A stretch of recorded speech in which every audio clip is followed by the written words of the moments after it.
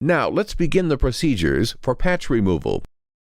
Before you remove the PharmChek sweat patch, you should have the following materials: disposable gloves, specimen bag, single-use tweezers, chain of custody form, plastic transport bag, and a mailing envelope. When the donor returns to have the patch removed, pull the appropriate chain of custody form from your files. First, compare the ID number written on the chain of custody form with the number printed on the patch. If the numbers agree, record the date the patch is being removed on the chain of custody form. On the chain of custody form, both parties must verify the information and initial the form. Examine the patch. The sweat patch is designed to stick to the skin only one time. A successfully worn sweat patch should be firmly attached to the skin and be transparent at the time of removal. If the edges of the patch have lifted or rolled during wear, but the patch is still firmly stuck to the skin around the outside of the absorbent pad, the patch is uncompromised and acceptable. The edges of the patch may become dirty while it is being worn. This does not compromise the patch. Notice that on the sweat patch on the left, the clear covering of the patch looks transparent. The patch on the right has been removed and reapplied. The covering of this patch appears slightly cloudy. Skin cells stick to a patch that has been removed. This keeps it from being completely transparent. Note that the patch on the left arm is adhering firmly to the skin. The patch on the right arm, which has been reapplied, does not stick as well to the skin and lifts easily away.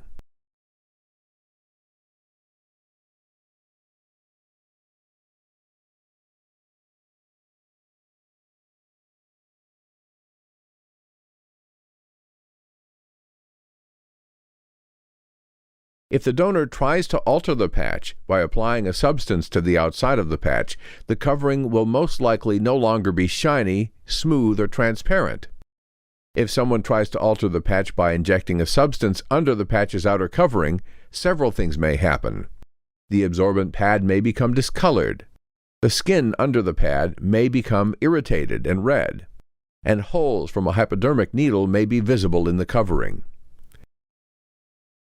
Before the absorbent pad from the patch is removed, it is required that the person who removes the absorbent pad put on a new pair of disposable gloves for each patch. Single-use tweezers must be used to remove the absorbent pad. This avoids contamination of the pad. If you suspect a patch has been tampered with or has been compromised, write what you have observed on the chain of custody form. This will provide documentation if the patch is unfit for analysis or gives unexpected results. Once the patch ID number has been checked and the patch examined, request that the donor pull down the top edge of the patch, starting from one of the top corners.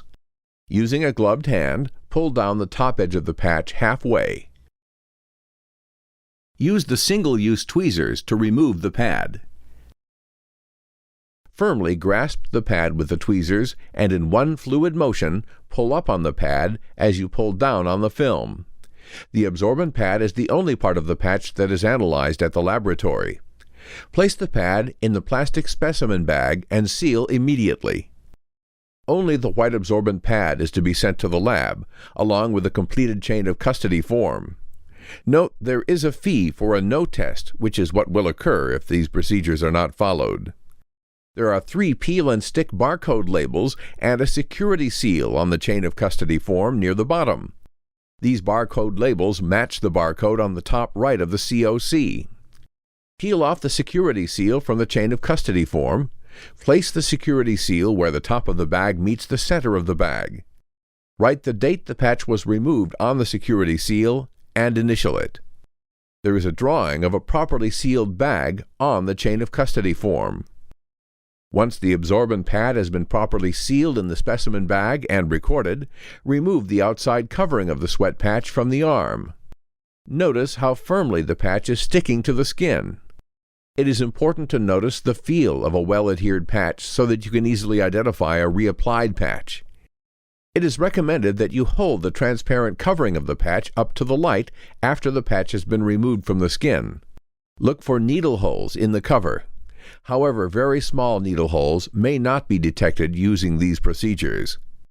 If the patch appears to be tampered with, note it on the chain of custody form or in the logbook. After the visual inspection has been completed, you can discard the transparent covering. Affix a barcode sticker from the chain of custody form to the outside of the specimen bag. One barcode label is placed on the specimen bag. The second barcode label can be placed on the transport bag. The third barcode label can be used for in-house tracking.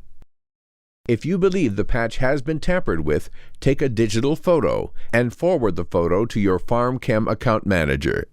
Mail the absorbent pad to the lab. Complete the chain of custody form in the donor's presence. Record the date the patch was removed, the observer's initials, the donor's initials, PharmChek use information, last use questionnaire on medications, donor's signature or initials, and observer's signature. Shipping information to the lab can be entered on the second ply if necessary. The address for the lab on the second ply is for U.S. mail only. Place the plastic specimen bag into the plastic transport bag with the second ply of the chain of custody form. The absorbent pad requires no refrigeration, however high temperatures should be avoided.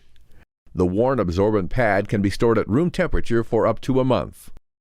Place the plastic transport bag into the appropriate manila mailing envelope and send to the laboratory for testing. Several patch plastic transport bags can be placed in a single manila mailing envelope before sending to the lab.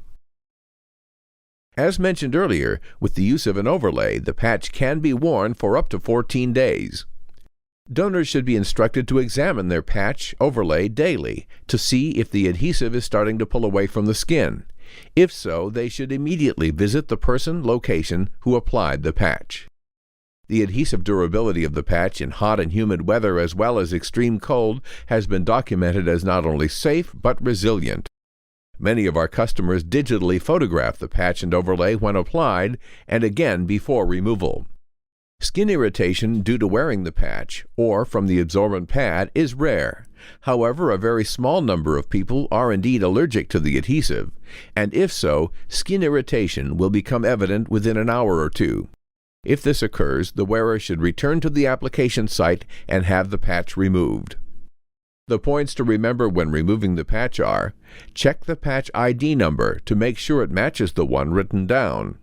Wear disposable gloves. Use the single-use tweezers to handle the pad and place it into the plastic specimen bag. Check the patch for any signs that it may have been compromised. Record the date the patch was removed on the chain of custody form. Should the patch or overlay appear to be losing its adhesive properties, the donor should contact the applying official at once. Once the absorbent pad reaches the laboratory, it will have a screening test performed on it. If the screening test is positive, a confirmation test using liquid chromatography tandem mass spectrometry will be performed. The PharmChek sweat patch contains no chemical compounds which are known to cause skin irritation.